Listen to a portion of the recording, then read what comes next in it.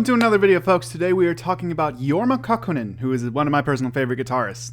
In this video, I'm going to watch a performance. We're going to give you my first thoughts and opinions, and then I'm going to share a couple interesting facts about Jorma, as well as a little bit about his play style and some of the gear he uses. So let's get started. Now, I brought up a live performance from the Fur Peace Ranch, which is actually where Jorma lives now in Ohio. During the pandemic, he has been routinely streaming concerts, and it's just something to look forward to. He's still very active, and he's still, well, let's watch.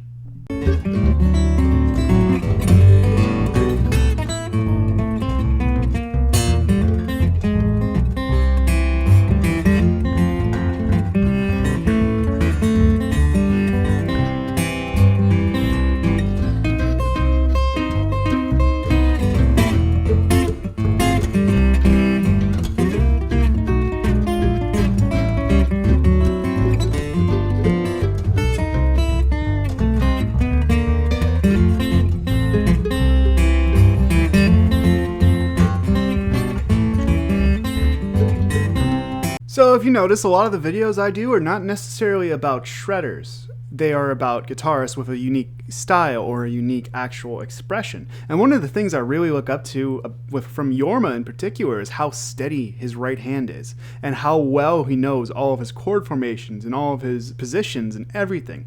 Because even in that short section, even though he's not playing a million notes per second, he is picking out multiple correct notes at a time. So most of us know Jorma, or might know Jorma, from the band Jefferson Airplane, which was the first major international band to come out of San Francisco. Jorma, Jefferson Airplane, and a lot of that San Francisco scene that really started to bloom in the 60s all spent time together. In fact, Jorma and Jerry Garcia actually worked at the same music store teaching lessons. Another pretty cool fact, Hot Tuna pretty much just happened because after Jefferson Airplane gigs, Jorma and Jack Cassidy would just go and play another gig, and they just kept doing this, and the duo became Hot Tuna, and they got another record deal, and they still make music today.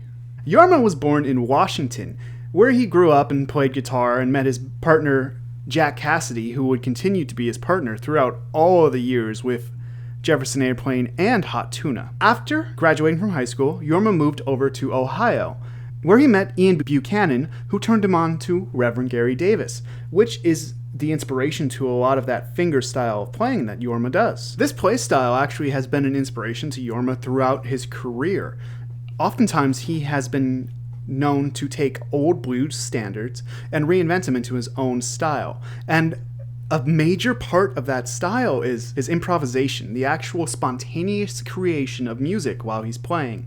You can listen to so many different live concerts and they're always just a little bit different. The active act of creation is not easy to do. Now, Jorma's actual gear is pretty easy to keep track of. He's very fond of a gold top Gibson Les Paul. He also uses a Gibson SST, which is an electric acoustic a lot. And finally, he has his own Martin signature model, which is the Martin Jorma Kaukonen M30. So Jorma is a pioneer for fingerstyle blues, which is essentially similar to Travis picking, but more oriented towards blues music rather than folk or country. When we're thinking about hesitation blues.